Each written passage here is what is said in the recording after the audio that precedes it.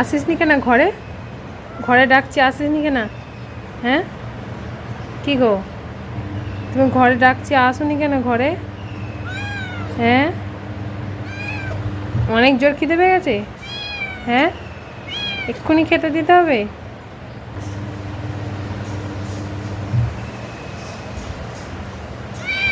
আসো আসো আসো, অনেক খিদে পেয়ে গেছে, অনেক অনেক খিদে পেয়ে গেছে। চলো চলো, দুধ ভাত খেতে দেবো, চলো চলো চলো চলো চলো চলো।